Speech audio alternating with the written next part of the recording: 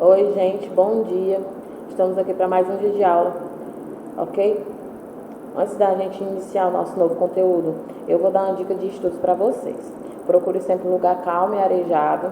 Tenha sempre perto de vocês o estojo com lápis e borracha e o seu livro de ciência e o caderno para vocês fazerem a anotação, ok? Nós iremos falar hoje sobre as estruturas dos vegetais. Órgãos vegetais. As plantas, elas possuem formas muito variadas. Percebemos ao observar, por exemplo, uma vitória régia e um coqueiro, né? Raízes, caules, folhas, frutos e flores são estruturas que comumente chamamos órgãos vegetais. Cada órgão possui sua função definida e várias formas possíveis. Vimos que as flores são órgãos reprodutivos e os frutos se originam dessas, como foi o assunto de aulas passadas ao caracterizarmos a angiospermas. Hoje abordaremos as raízes, caules e folhas. A raiz tem como função absorver e fixar. Possui regiões definidas, como a coifa, que protege a ponta da raiz, zona meristemática indiferenciada, zona de alongamento, onde as células estão crescendo e se diferenciando.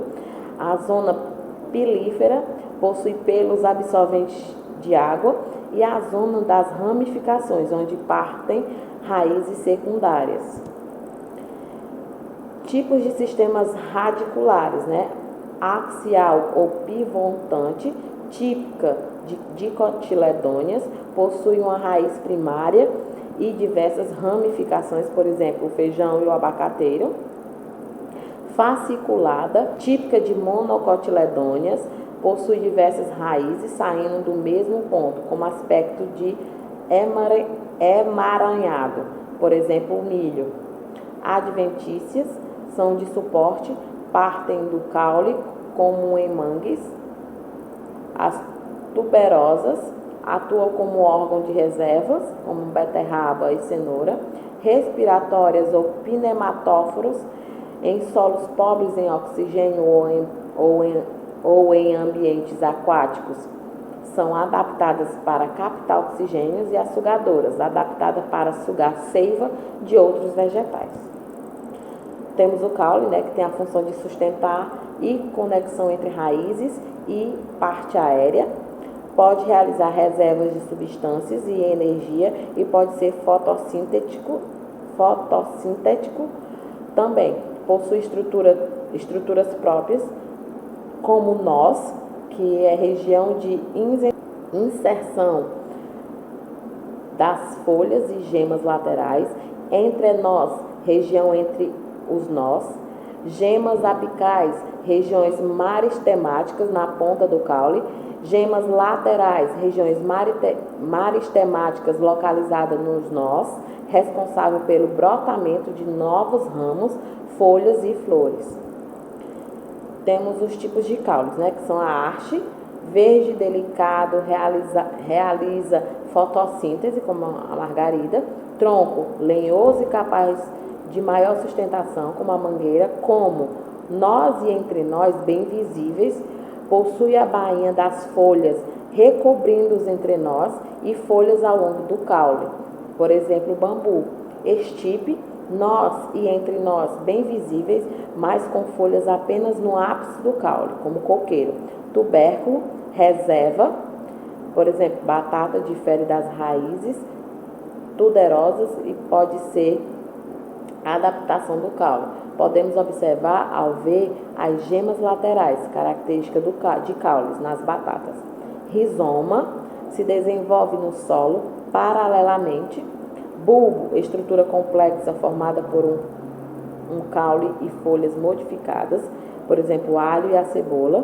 O caule equivale ao prato, região basal. Os dentes do alho e a cebola são folhas modificadas, chamadas catalíferos.